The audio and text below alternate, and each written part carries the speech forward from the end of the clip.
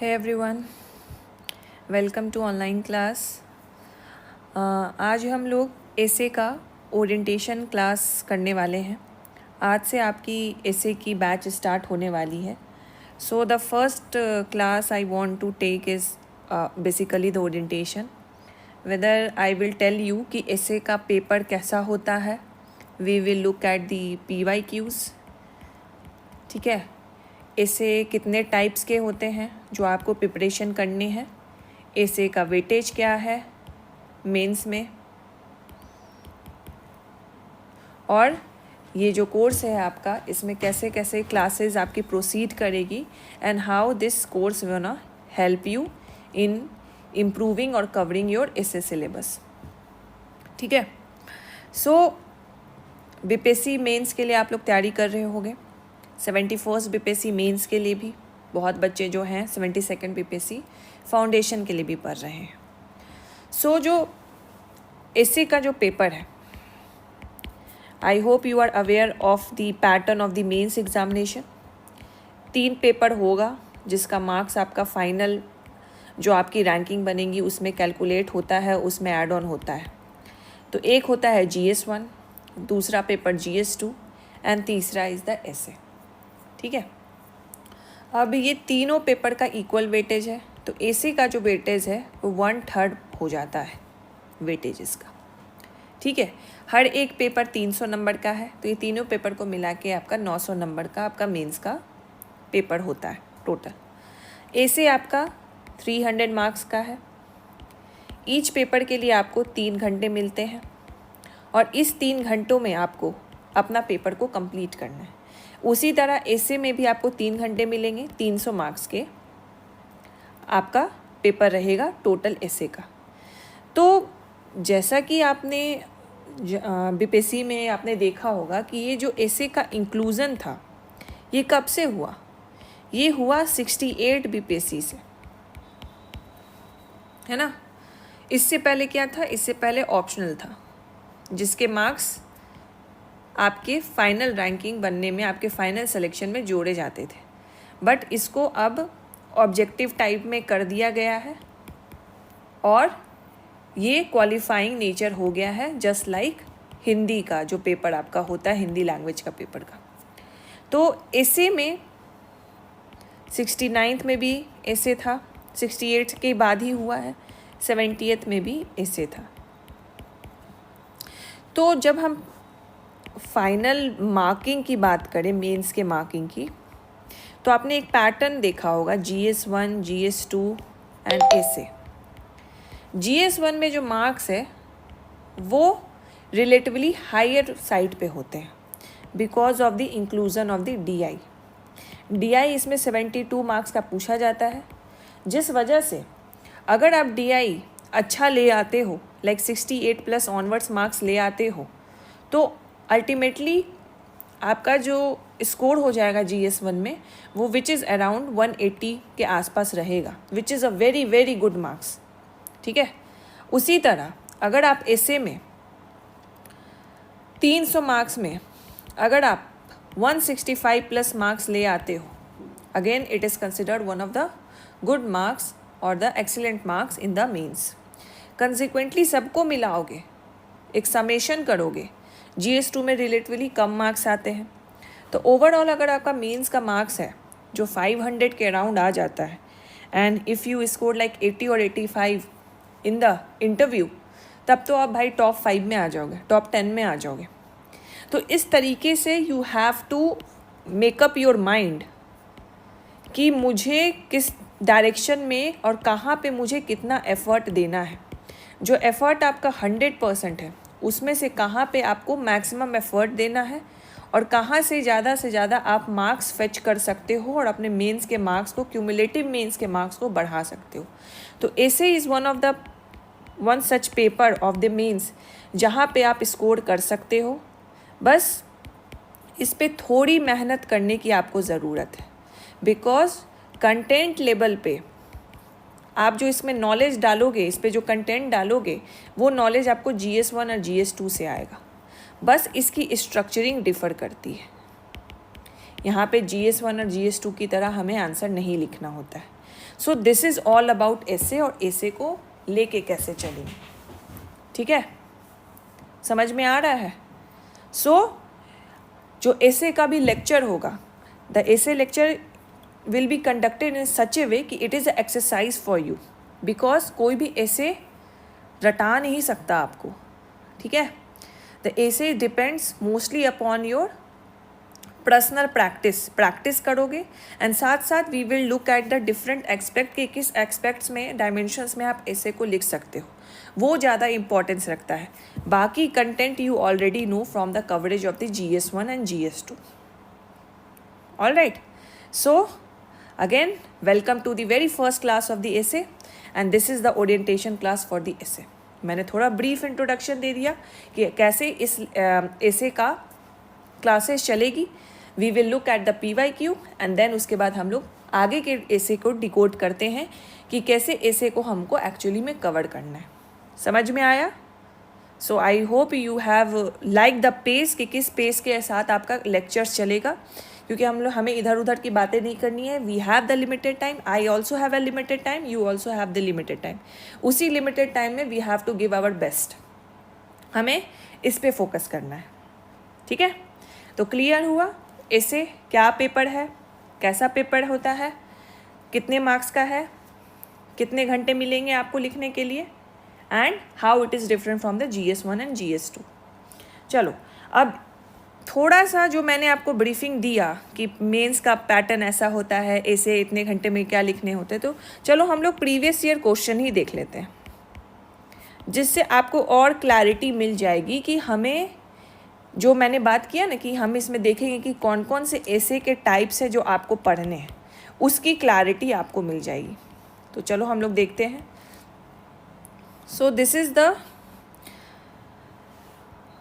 ऐसे PYQ of 68 BPSC, 69 BPSC and 70th BPSC, जिसमें ऐसे पूछे गए थे। तो ऐसे का PYQ है 68 BPSC मेंस एग्जामिनेशन। अब इसमें ध्यान दो, आप जब GS1 का देखोगे, GS2 का क्वेश्चन देखोगे, तो उसमें BPSC कभी भी किसी क्वेश्चन के लिए वर्ड लिमिट्स नहीं खोलता कि हाँ भाई इसको 500 वर्ड में लिखो, 400 वर्ड में लिखो। बट ऐसे के लिए BPSC ने वर्ड्स लिमिट्स खोले हैं which is about 700 to 800 words. अगर इसको रफली हम लोग नंबर ऑफ पेजेस में कन्वर्ट करेंगे तो this is around like 8 to 9 pages. तो एक स्टैंडर्ड नंबर ऑफ पेजेस जो आपको एक ऐसे को कवर करना है वो 8 to 9 पेजेस में आपका होना चाहिए, ठीक है। तो पहला आपको यहाँ से क्या मिला टेक अवे, कि number of pages and number of word should be 700 to 800। तो एक ऐसे को लिखने के लिए you have this word limit for you, ठीक है। अब 68 BPSC का पेपर है। सबसे पहले नोटिस करो, इसको 3 सेक्शन में डिवाइड किया है, सेक्शन 1, सेक्शन 2, सेक्शन 3, ठीक है। यहाँ तक आगे 69 BPSC का है, तो 3 सेक्शन है। तो दूसरा टेक अवे, पहला हमारा वर्ड लिमिट, लिखते जाओ साथ साथ। दूसरा टेक अवे क्या है, the number of section it has, कितने हैं बताओ, 3 है, ठीक है। अब तीनों सेक्शन ऑप्शनल नहीं है, तीनों सेक्शन में हमें एक ऐसे को लिखना है। हर सेक्शन में हमें 4 ऑप्शंस दिए गए हैं। उस 4 ऑप्शन में we have to write on only one of the following topic. निम्नलिखित विषयों में से किसी एक पर लगभग 700 से 800 शब्दों में एक निबंध लिखिए। Right an essay on any one of the following topic in the 700 to 800 words. Clear हुआ? 3 सेक्शन है, तीनों सेक्शन को अटेम्प्ट करना है। हर सेक्शन में आपको 4 ऑप्शंस दिए जाएंगे और उस 4 ऑप्शन में आपको एक ऑप्शन पे लिखना है। तो 3 सेक्शन में हर एक ऑप्शन पे लिखोगे, मतलब टोटल आपको 3 एसेज लिखने हैं। और ये 3 ऐसे आपको कितने घंटे में, 3 घंटे में लिखने हैं, विच अल्टीमेटली लेड टू कि 1 घंटा में आपको एक ऐसे को लिखना है। समझ गए? टाइम मैनेजमेंट भी सीख लिया कि 1 घंटे में एक ऐसे को लिखना है, ठीक है। ये टेक अवे हमें मिला। अब हमें टेक अवे लेना है कि किस डायरेक्शन में एटलीस्ट हम लोग ऐसे के सिलेबस को कंप्लीट करें। मैंने एक टेक अवे तो आपने जो ओरिएंटेशन में मैंने जो इंट्रो दिया उसी से आपने ले लिया होगा कि ऐसे का अपना कोई सिलेबस नहीं होता।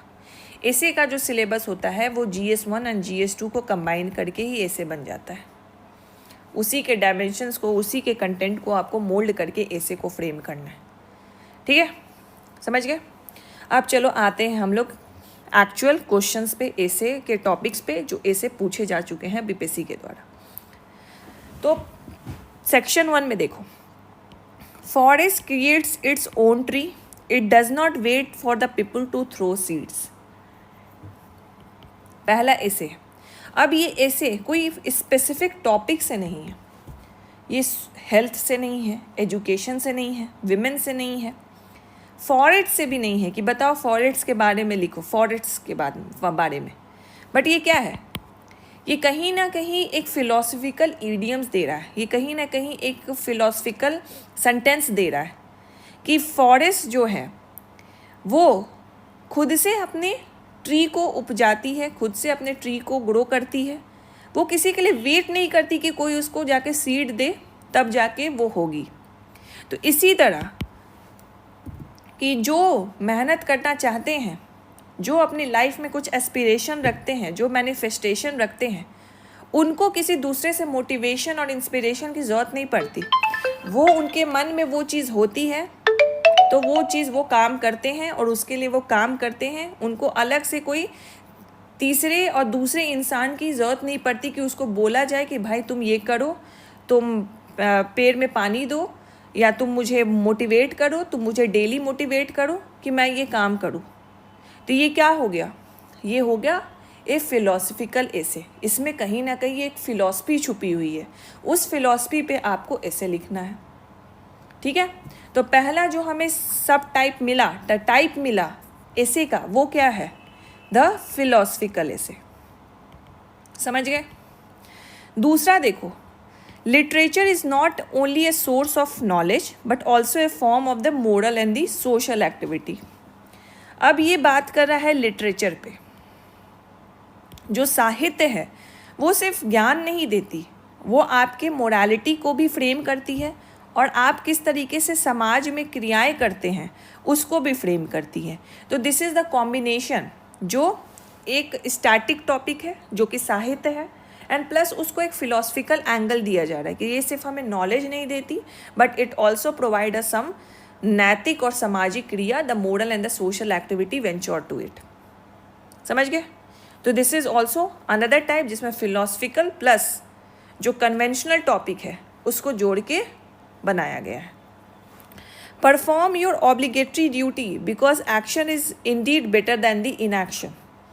अगेन अ फिलोसफिकल ऐसे जिसमें एक फिलॉसफी छुपी हुई है कि आप अपनी जो आपकी जो जिम्मेदारी है, आपकी जो कर्तव्य हैं, जो अनिवार्य कर्तव्य है, उसको पूरा कीजिए ना। क्योंकि बोलने से अच्छा आप एक्शन कर दीजिए। इन एक्शन क्या होगा कि आपसे बोल रहे हैं, प्लानिंग कर रहे हैं बट एक्शन नहीं कर रहे हैं। तो पहले एक्शन कीजिए, इनएक्टिव ना बैठिए और अपनी ड्यूटी को परफॉर्म कीजिए regardless of your failure and the success. Again, this is kind of a philosophy. Good art should illuminate our experiences or reveal truth. जो भी ऐसे उत्कृष्ट कलाएं हैं, या तो हमारी वो एक्सपीरियंसेस को उजागर करती हैं। आप जो भी देखोगे कि बहुत बड़े बड़े जो पेंटर्स हैं, या तो उनकी कैसे एक्सपीरियंस रही है उसको वो दिखाते हैं अपने पेंटिंग के थ्रू, या कोई ना कोई सच्चाई को उजागर करते हैं। ठीक है, तो again this is a kind of philosophy related to it. तो यहाँ से आप देखोगे 68 बीपीएससी के सेक्शन 1 में वी हैव द फिलोसफिकल ऐसे पूछा गया था। तो एक हमें टाइप मिल गया फिलोसफिकल ऐसे का। चलो सेकंड वाले पे आते हैं, section 2। We are not maker of history, we are made by history. Again this is like a universal statement जिसको बोलोगे कि हम लोग हिस्ट्री के मेकर नहीं हैं, हम लोग हिस्ट्री से बने हुए हैं। ठीक है, हिस्ट्री को हमने नहीं तराशा था, ये जैसे जैसे इवेंट्स होता गया वैसे वैसे घटनाएं घटती गई, लेकिन अभी जो हमारे जो एक्शंस होते हैं वो कहीं ना कहीं हिस्टोरिकल इवेंट से प्रभावित होते हैं। So we are made by the history, so we are not the maker of history, we are made by the history. Again a universal statement, कोई कन्वेंशनल टॉपिक नहीं कि हाँ भाई विमेंस पे लिख दो, ग्लोबलाइजेशन पे लिख दो, टेररिज्म पे लिख दो। ठीक है, internet has turned our world into a global village. यहाँ पे आता है थोड़ा कन्वेंशनल टॉपिक जो आप GS2 में साइंस टेक में पढ़ते हो, द यूज़ ऑफ इंटरनेट और the use of the computer. इसको आपको बताना है कि कैसे इंटरनेट ने डिस्टेंसेस को कम कर दिया है और एक ग्लोबल विलेज की तरह उसको लाया गया है। तो यहाँ पे you have the conventional topic which is being asked in the essay। Thought is the base of life, again a philosophy कि जैसा सोचोगे वैसा ज़िंदगी में आपके साथ होता रहेगा। ठीक है, जैसा आपके कॉन्शियस माइंड में आप अपने थॉट्स को पनपने दोगे वैसा आप एक्शन करोगे, वैसा आपका बिहेवियर रहेगा, वैसा आपका मूड रहेगा एंड वैसा ही आपका दिन भी कटेगा। ठीक है, so the anything that happens in the life start with a thought. ठीक है, जो भी साइंटिस्ट थे जिन्होंने इतनी बड़ी बड़ी डिस्कवरी की, क्या उनको एक रात में सपना आया कि कर दिया? उनके अंदर वो जिज्ञासा थी और वो जिज्ञासा कहीं ना कहीं उनके थॉट्स में आई कि मैं सिर्फ सुन के नहीं बैठ जाऊंगा कि हाँ ये ऐसा होता है, अर्थ रोटेट करता है। नहीं, क्यों रोटेट करता है? उनके अंदर वो जिज्ञासा थी, तो वो थॉट्स आई कि मुझे इनके पीछे फाइंड आउट करना है। उसी तरह अगर आपको एग्ज़ाम क्रैक करना है तो सबसे पहले वो थॉट आना चाहिए कि मुझे अपने फाइनल जो PDF होगा रिज़ल्ट का, उसमें मुझे अपना नाम देखना है, मेरा नाम रोल नंबर रहना चाहिए। तो उस थॉट को आपने कन्वर्ट कर दिया ड्रीम में, और उस ड्रीम को पाने के लिए आपका जो डेली एक्शन है उसी तरीके से मनूवर हो जाएगा। So this is also one of the philosophy. Education seeking change after Covid, again this is a purely static topic, conventional topic कि कोविड के बाद एजुकेशन में क्या चेंजेस हुए हैं। यहाँ कोई फिलॉसफी नहीं है। तो सेक्शन 2 में we have seen the combination of philosophical भी पूछा गया एज वेल एज स्टैटिक भी पूछा गया। कमिंग टू सेक्शन 3, अब सेक्शन 3 जो है आप 69th भी देखो, 70वीं भी देखो, तो सेक्शन 3 हमेशा बिहारी ईडियम्स होता है। ईडियम्स माने मुहावरे, जो सच्चाई होते हैं, जो मुहावरे बोले जाते हैं, तो वो बिहारी लैंग्वेज में आपको दिया जाएगा। ये बिहारी लैंग्वेज मगही भी हो सकती है, भोजपुरी भी हो सकती है, मैथिली भी हो सकती है, वैदेही भी हो सकती है।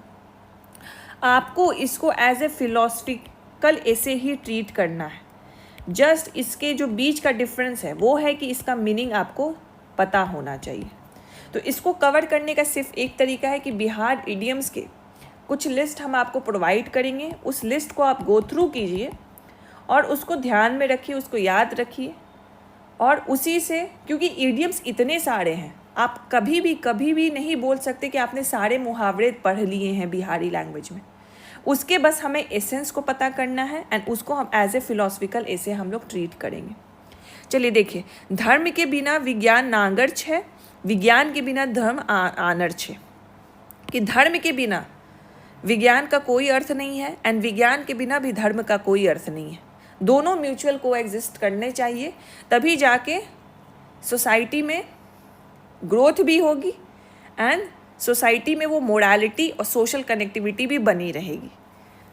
ठीक है, तो ये तो बहुत इजी था। इसको किस लैंग्वेज में लिखा गया? बिहारी लैंग्वेज में लिखा गया, 6 करके मगही लैंग्वेज में ही लिखा गया, बट इसका मीनिंग बहुत क्वाइट क्लियर है। इसके लिए आपको मगही लैंग्वेज बोलने की ज़रूरत नहीं पड़ती है, आप समझ जाओगे। पानी में मछलियाँ 9 कुटिया बड़खड़ा। ठीक है, तो अगेन बिहारी लैंग्वेज में, बट ये मुहावरा है। अगलिया खीते आगे आगे, पिछला खीते भागे जागे। अगेन बिहारी इडियम, बिहारी मुहावरा इन द बिहारी लैंग्वेज। उसी तरह आप देखोगे कि सारे बिहारी इडियम्स हैं। इसमें आपको क्या करना है, इसका मीनिंग पता करो, इसको एज ए फिलोसफिकल ऐसे लिखो। इसी तरह देखो, अब 69 का देखोगे तो 69 BPSC में जो हमने देखा ना कि फिलोसफिकल ऐसे 68 BPSC में ज़्यादा पूछ रखा है, वो कन्वर्ट हो गया स्टैटिक ऐसे ज़्यादा पूछा, मतलब GS1 और GS2 का जो टॉपिक है ना उससे ऐसे ज़्यादा पूछा। फॉर एग्जांपल देखो, साइंस टेक्नोलॉजी से पूछ दिया, एग्रीकल्चर सिस्टम से पूछ दिया, रूरल इकोनॉमी से पूछ दिया, ब्लैक मनी इकोनॉमी से पूछ दिया, मॉडर्न कम्युनिकेशन से पूछ दिया। तो यहाँ कोई फिलॉसफी नहीं है। सो यहाँ पे बहुत स्टैटिक है, जहाँ से आपको GS1 और GS2 का कंटेंट यूज़ करना है और ऐसे को लिखना है। इवन इन द फिलोसफिकल ऐसे आप GS1 और GS2 के कंटेंट को ही यूज़ करोगे, बट उसको लिखने का थोड़ा सा अप्रोच आपका चेंज हो जाएगा। That will be discuss in the further lectures. चलो सेक्शन 2 का देख लो। इसमें भी देखो current status of women empowerment, yoga का importance, new education policy direct पूछ दिया, क्लाइमेट चेंज का इम्पैक्ट पूछ दिया, बहुत स्टैटिक ऐसे। लेकिन section 3 again it will be of Bihar idioms. देखो सारा बिहार इडियम्स है, बिहारी लैंग्वेज में है, तो इसका मीनिंग पता होना चाहिए। ठीक है, तो we will share the list of the Bihar idioms, उसको पढ़ लेना है, उसका मीनिंग जान लेना है, एंड जिस तरीके से फिलोसफिकल ऐसे का हम लेक्चर लेंगे उसी तरीके से इसको ऐसे को अटेम्प्ट करना है। Coming to the 70th BPSC, अगेन देखो कंटेम्प्रेरी ग्लोबल पर्सपेक्टिव में इंडिया का क्या इंपॉर्टेंस है, country development, information technology, environmental imbalances, soil conservation, organic farming. ठीक है, सेक्शन 2 देखो political will and the national security, and of corruption, upliftment of the country, lax law and order is a hindrance to the women empowerment, world welfare. सारा static है, conventional है, philosophical है ही नहीं। 68 में जो फिलोसफिकल पूछा फिर उसके बाद नहीं पूछा, बट ऐसा नहीं है कि फिलोसफिकल नहीं पूछ सकता। अगर फिलोसफिकल ऐसे लिखना जान गए तो स्टैटिक भी आराम से लिख लोगे। And again section 3 the Bihari idioms वाले ऐसे। तो यहाँ से we have cover the second point कि ऐसे कितने टाइप्स के, टाइप्स कितना थे बताओ। एक तो हमने देखा फिलोसफिकल ऐसे जिसके पीछे कुछ फिलोसफी छुपी हुई हो, दूसरा हमने देखा स्टैटिक ऐसे, एंड तीसरा हमने देखा व्हाट, बिहार इडियम्स के ऐसे। अब इन तीनों ऐसे को कैसे कवर करना है ये आगे के लेक्चर्स में हम लोग देखेंगे, और एक एक ऐसे को हम लोग यहीं पे डिकोड करेंगे और साथ में एक्सरसाइज करेंगे। एंड जो लेक्चर प्रोसीड करेगा I will also give you the homework, क्योंकि ऐसे is not something that I will class में आपको रोट लर्न कराया जाएगा। इट इज़ समथिंग जो आपके प्रैक्टिस से आप बिल्ड कर पाओगे। This is about the answer writing skills, और ऐसे में ये स्किल्स ज़्यादा इंपॉर्टेंस रखती है, बिकॉज इन द GS1 और GS2 का आंसर आपके पास सेग्रीगेशन होता है कि इंट्रो लिखना है, बॉडी लिखना है, कंक्लूजन लिखना है। इसमें भी आपको इंट्रो, बॉडी, कंक्लूजन ही लिखना है, बट वो सेग्रीगेशन, वो बाउंड्री हमें नहीं दिखनी चाहिए। इसमें GS2 में ये बाउंड्री हमें दिखनी चाहिए to give an idea to the examiner कि देखो भाई हमने सारे एक्सपेक्ट को कवर कर लिया, बट ऐसे में ये बाउंड्री नहीं दिखनी चाहिए। It should be like a story, very engaging story, कि अगर एग्जामिनर ने एक बार घुस गया तो वो पूरा ही पढ़ के छोड़ेगा। तो उस तरीके से हमें करना है। सो कंटेंट लेवल पे I hope you have some knowledge from the GS1 and GS2। नहीं भी होगा we will do the drafting of an essay in the class itself. तो आपको सोचने की शक्ति भी बढ़ेगी आपकी कि कैसे आप इंटरलिंक कर सकते हो मल्टीपल टॉपिक। दूसरा स्टाइलिंग पे हम लोग बात करेंगे, डिफरेंट कीवर्ड्स जानेंगे, इंटरलिंकिंग जानेंगे, मेथड्स जानेंगे, डायमेंशंस जानेंगे, अप्रोचेस देखेंगे, फिलोसफिकल ऐसे का कोटेशन पे बात करेंगे। तो हम लोग स्टाइलिंग पे बात करेंगे। तो इससे क्या होगा, you will be able to write an essay. And फिर उसके बाद आपकी होमवर्क सेशन रहेगी जिसमें I will give you an homework. आपको उसको लिखना है और जैसा मैं इंस्ट्रक्शन आपको दूंगी उस तरीके से आपको ऐसे अपने होमवर्क को अपलोड करना है, और इसको बहुत सिंसियरली फॉलो करना। अगर इसको नहीं फॉलो किया तो ये बैच फिर आपके काम का नहीं है। ये सिर्फ सोचोगे कि मैं क्लासेस 1 घंटा 2 घंटा का क्लासेस कर लूँ और मेरा ऐसे बहुत तगड़ा हो जाएगा, नहीं होगा। प्रैक्टिस करना होगा। ऐसे इज़ नॉट समथिंग कि आपको क्लास लेके सीख जाओगे। ऐसे इज़ लाइक मैथ्स, फॉर्मूला पता है बट नहीं बना पा रहे हो क्योंकि प्रैक्टिस ही नहीं किया है। इसका भी फॉर्मूला पता है, कंटेंट पता है, अप्रोच भी जानते हो, बट लिख ही नहीं पा रहे हो, क्यों? प्रैक्टिस नहीं किया। तो mains is all about the game of answer writing. Content के साथ, content is like give you like 30-40% weightage, but बाकी का weightage it will be of the answer writing.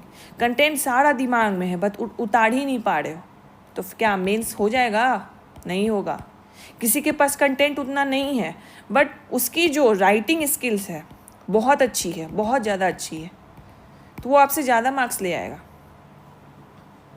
ठीक है, कंटेंट में 19-20 है लेकिन आपसे राइटिंग स्किल बहुत ज़्यादा अच्छी है, तो आपसे ज़्यादा मार्क्स लाएगा मेंस में वो। तो हमें इस एक्सपेक्ट्स पे ऐसे के क्लास को हम लोग प्रोसीड करेंगे, ठीक है। इसके साथ आपको ऐसे के नोट्स भी मिलेंगे जिसमें 100+ टॉपिक्स पे हमने ऐसे के नोट्स दिए हैं। उस ऐसे के नोट्स में हमने जो एक ड्राफ्ट होता है कि कौन सा कोटेशन आपको यूज़ करना है, एनेक्डोट हो गया, रिपोर्ट हो गया, डेटा हो गया, करंट अफेयर्स हो गया, ये हमने एक ही जगह आपको दे दिया है। साथ साथ आपको एक सैम्पल ऐसे भी हमने दिया है just to go through it, sentence framing सीखो उससे, ठीक है। उसको कॉपी पेस्ट नहीं करना, ये आपको बस एक क्या बोलूँ मैं, एक प्रोटोटाइप दे रहा है कि इस तरीके से आप ऐसे को लिख सकते हो, सेंटेंस फ्रेमिंग सीख सकते हो, पैराग्राफ को लिंक करना सीख सकते हो, और ड्राफ्ट से you will have some content, ठीक है। तो ये ऐसे का नोट्स आपको मिल जाएगा, ऑलराइट। तो ये ऐसे का notes will be enough for you, one source solution, मतलब वन सॉल्यूशन है आपके पास, one source is for you. इसके अलावा कुछ भी करने की ज़रूरत नहीं है। ऐसे का लेक्चर फॉलो करो, ऐसे का नोट्स देखो जो हमने दिया, इस क्लास नोट्स जो आपको मिलेगा वो करना है, एंड प्लस एक्सरसाइज करना है, एंड जो टेस्ट होगी टेस्ट देना है। ये कर लोगे, कोई नहीं रोक सकता आपका ऐसे को, ऐसे में 165+ मार्क्स लाने से। इसको और इम्प्रूव करना है, go through the UPSC topper copies, वहाँ से भी कलेक्ट करो मटेरियल, कोटेशन कलेक्ट करो, डेटास कलेक्ट करो, एग्जाम्पल्स कलेक्ट करो, राइटिंग स्टाइल्स देखो, वहाँ से भी इम्प्रूव कर सकते हो। एंड ऑब्वियसली जो नोवेल्स पढ़ते हैं, जिनको आदत है नोवेल्स पढ़ने की, तो वो भी आप यूज़ कर सकते हैं स्टाइलिंग, जो नोवेल्स में ऑथर्स लिखते हैं। अगर आप बहुत नोवेल्स पढ़ते हैं तो उसकी स्टाइलिंग यूज़ कर सकते हैं, एग्जाम्पल्स यूज़ कर सकते हैं। दिस विल इन्हांस योर ऐसे, जितना मल्टीपल डायमेंशन में ले जा सकते हो लेके जाओ, इट विल इन्हांस योर ऐसे। सो इस तरीके से हमारी क्लासेस चलेगी। एंड आई अश्योर यू, अगर आपने जो भी मैंने बताया है आपको स्टेप, वो आपने रिलीजियसली फॉलो कर लिया, no one gonna stop you to score 165+ marks, 170 marks, I can assure you that. But practice is the key to achieve such marks in the essay paper, ये ध्यान में रखना, ठीक है। सो आगे के लेक्चर्स में मिलते हैं। We will be starting with the philosophical और द कन्वेंशनल टॉपिक। हम टॉपिक लिस्ट भी आपके साथ डिस्कस कर लेंगे कि कौन कौन टॉपिक्स पे आपके कवरेज करवाए जाएंगे, साथ साथ फिलोसफिकल ऐसे भी करेंगे, साथ में ही ड्राफ्टिंग करेंगे ताकि आप भी सर ड्राफ्ट करो, आप भी सीखो। And I will give you the homework exercise जो आपको करना ही करना है सिंसियरिटी के साथ, वरना फिर ये बैच बेकार है। मैं अभी बोल रही हूँ, नहीं करोगे तो बिल्कुल बैच बेकार है। सोचोगे बस 1 घंटे का लेक्चर कर लिया and I will be able to write very फाड़ू ऐसे, तो नहीं होगा वो। आपको करना पड़ेगा खुद से प्रैक्टिस, जो मैं होमवर्क दूंगी उसको करना पड़ेगा, वरना नहीं होगा, ठीक है। So all the very best. ऐसे के क्लासेस को अच्छे से फॉलो करिए, और जो भी एक्सरसाइजेज मैं दे रही हूँ उसको फॉलो करना है, और टाइमली उसको अपलोड भी करना है। अपलोड का भी आपको डिटेल बता दिया जाएगा। Alright, so this is all I have to say for this orientation class. I hope you like the class and share your feedback. Thank you so much for watching.